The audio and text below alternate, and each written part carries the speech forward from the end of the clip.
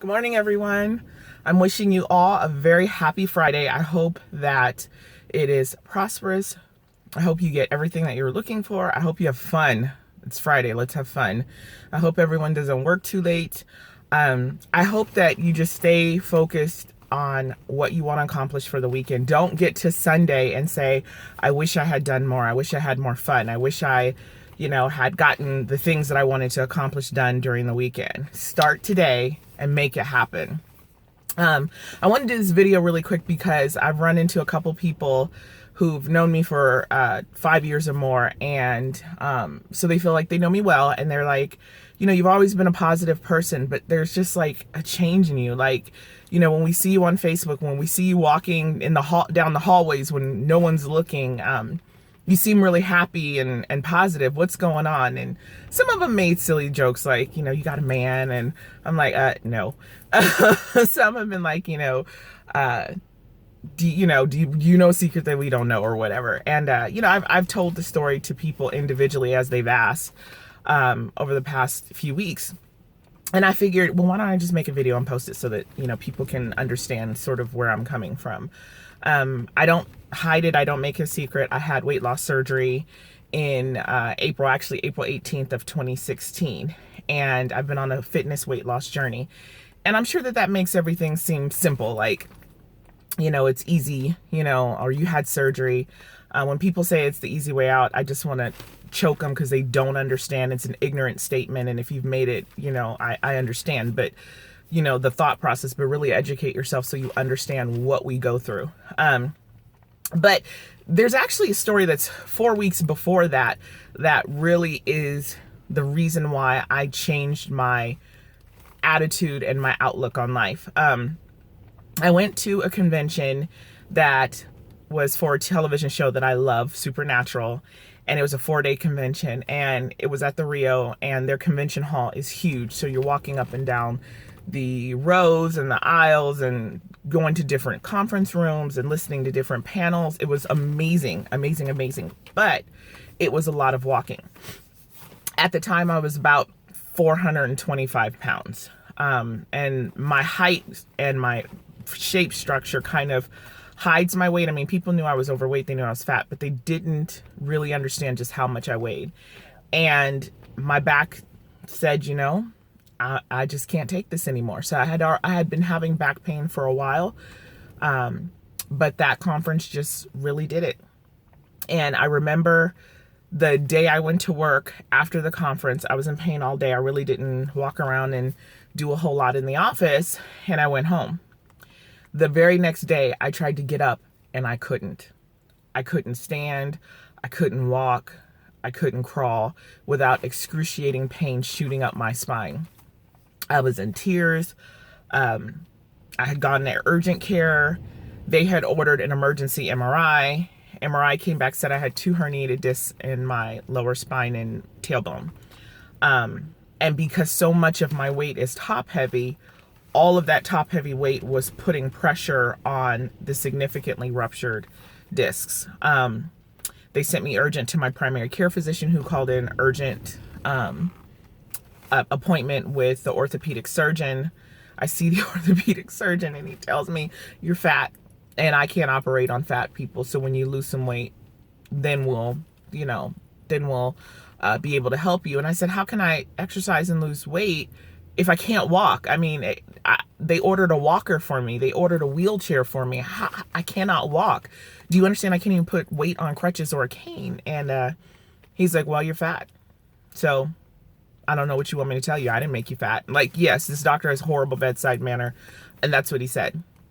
And thankfully, my primary care physician was able to reach out to my surgeon and say, she's got to have this weight loss surgery early. She can't wait till July. I don't know how she's going to make it. Her blood pressure and everything is spiking because of the amount of pain she's in. So thankfully, within 3 weeks, I was scooted into the next appointment. They basically put me in front of, every time there was a cancellation, they jumped me, further and further to the head of the line so that I could get on the table with the surgeon. But the 3 weeks that it took from the time I couldn't walk to the time I got to that surgery table were excruciating. They were painful. They were humbling. They were embarrassing. there was a day where my youngest son had gone to school, and my oldest son had gone to work, and he was still working in the office at that time. He was not working from home, and I had to use the restroom. And they had already moved my bed downstairs. So I was downstairs on the first level because it made it easier for them, my boys, to take care of me while we were waiting for me to have surgery. And, you know, as women, we know when you have to go pee, we kind of know half an hour in advance. And, you know, sometimes we wait too long, sometimes we go. Well, I knew that I had to get there myself, and it was like 15 feet from where I was to where the restroom was, well, maybe 20 feet. So I said, okay, let me start now, because I knew I was going to have to crawl to the bathroom, across the linoleum floor, which is painful, the carpet, everything. And I tried for 25 minutes to get there, crying, begging God for help. And I couldn't make it on time. And I was, you know, embarrassed and disgusted and depressed and frustrated by that circumstance. And so there were other incidents like that. I won't go into all of them and bore you on a Friday, but there were many, many other instances like that where my independence and my mobility was just completely gone. And as a person who's always been fiercely independent and protected my independence, it was just horrible. And so the day that I was getting on the operating table, I was all excited, but as they wheel you into the room, you're awake. You're not, you know, asleep. You don't get anesthesia until you actually get on the table. And, you know, I had to scoot on the table in excruciating pain and lay on my back. I'm like, I have herniated discs. I can't do that. And the doctor's like, you got to get up here. If you want this, you got to do the work. So get on the table. We'll help you sit there, but you got to get on the table and you've got to lay down. You'll be out and then your pain will begin to go away. But I need you on the table for the weight loss surgery.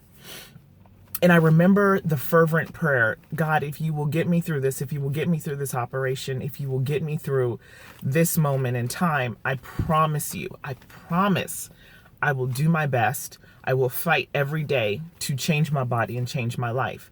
And I've watched motivational tapes and things like that where people say that and you're like, yeah, you know, you drank the Kool-Aid, whatever.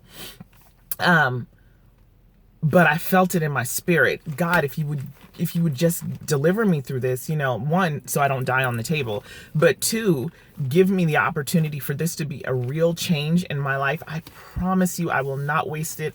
It will not be in vain. Your efforts will not go unnoticed. I will make you proud of me. You know, so with tears streaming down my eyes, I laid on that table in pain until the anesthesia kicked in. And when I woke up, I was in recovery and my parents were with me, and, you know, I had had the surgery. And so I remember, you know, 3 days after surgery with my walker trying to walk down my block, and you can sort of see my block in the background. And I remember it took us a half an hour to get 4 houses down the street because I was still in a lot of pain. The disc didn't magically not herniate anymore.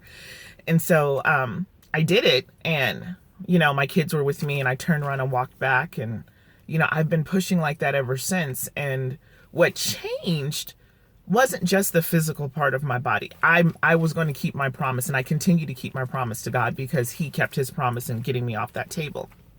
But even more beyond that, that was like one of the hardest things I ever had to do. People think, you know, being, you know, a single parent mom or a teen mom or a rape survivor or a molestation survivor, all of those things were the hardest. No, we're women, we're strong. We learn to get over that, you know, get through that with proper coaching and education. I get that. But that, the physical part, telling my mind to command my body to do what my body was screaming, I don't want to do, to push through pain, to know that you can push through pain.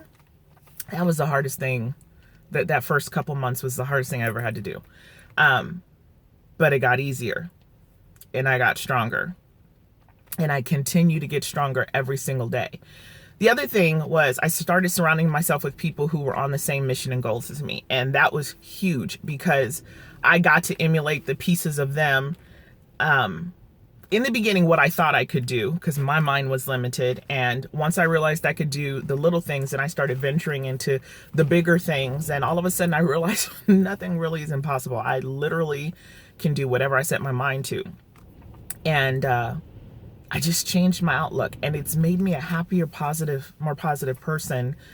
And I was already positive, but like I get it now. Like I get what all of the shishi woohoo people who drank the Kool-Aid have been saying. Like, you really have to change your mind if you ever want to change your life. So this is long. I'm sorry we're at 10 minutes. I promise you I'm done. But I just want you to know that there is nothing that you are dreaming right now that you cannot accomplish, that cannot be done for you. Everything that you want in life right now, you can have. You have to dig in and find a way to make it happen. There is no circumstance, there's no situation. There are people who are millionaires who have no arms, no legs. The motivational speaker guy with no arms and no legs. They pick him up and put him on a table. He speaks, he makes millions.